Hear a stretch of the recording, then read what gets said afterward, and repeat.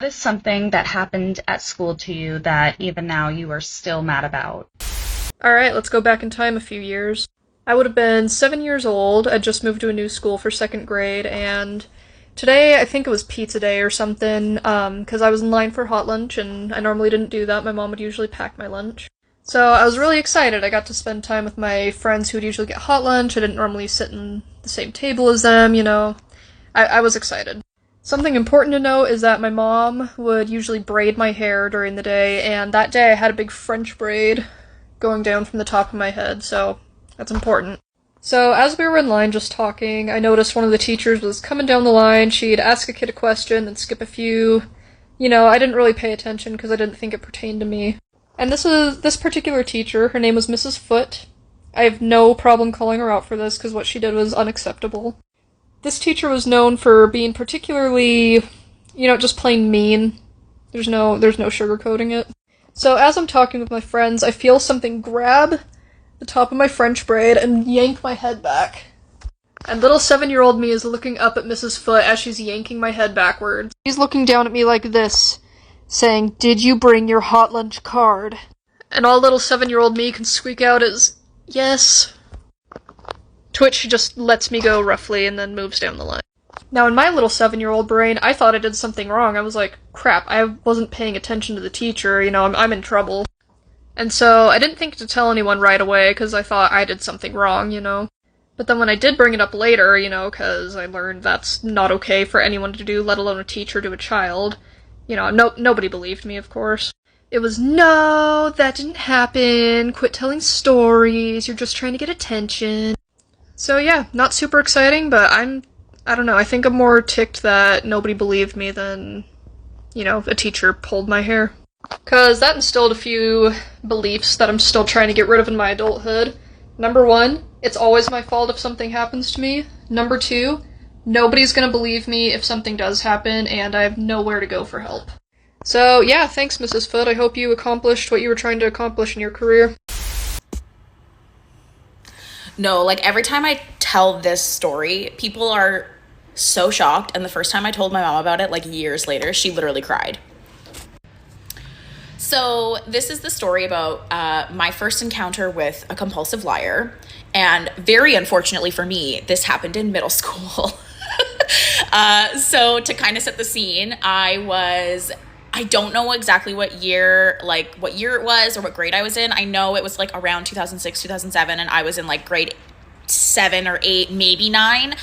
But basically, there was this girl who transferred to our school, and she'd kind of like moved around in schools. And her name was Katie B. I'm not going to say the whole name because I'm a little scared, but also I'm not that scared because Miss Girl, I don't even know if that was her name. Like, I'm not kidding. So this girl starts at my school. She's in one of my classes, immediately starts to try to befriend me and seems like really nice.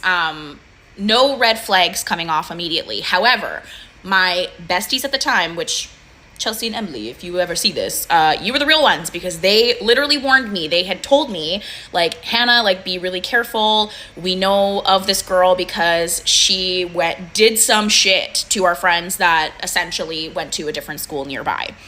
And I was like, oh, like, that sucks. But also, like, I didn't want to, like, basically write someone off based off of other people's experiences, especially people that I didn't really know.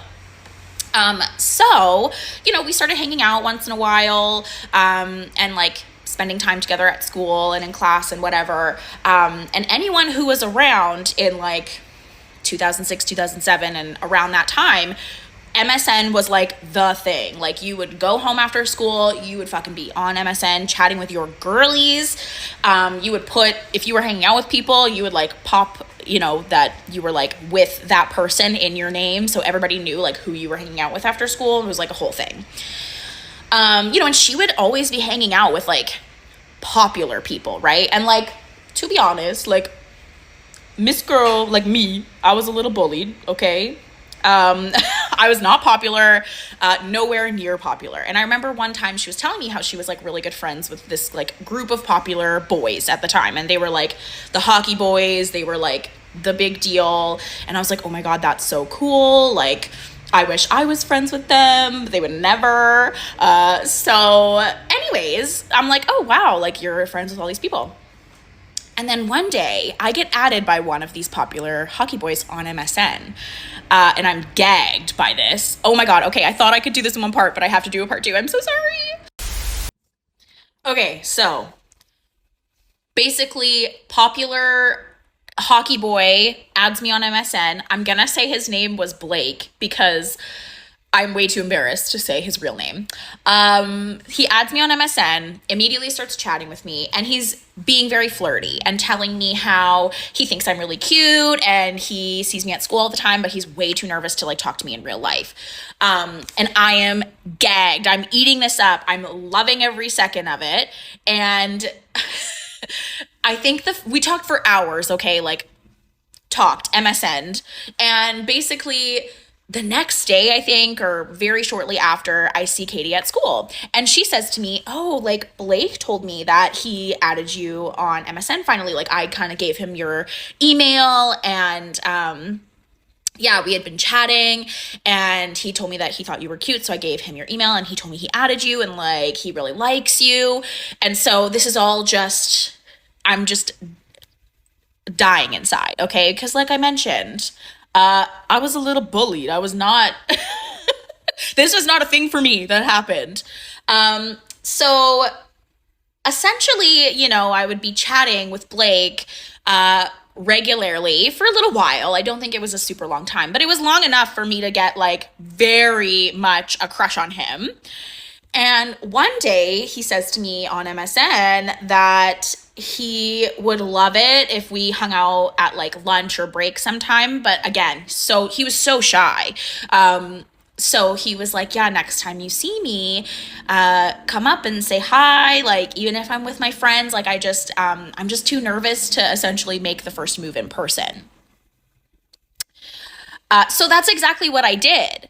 So picture little me, little chubby me.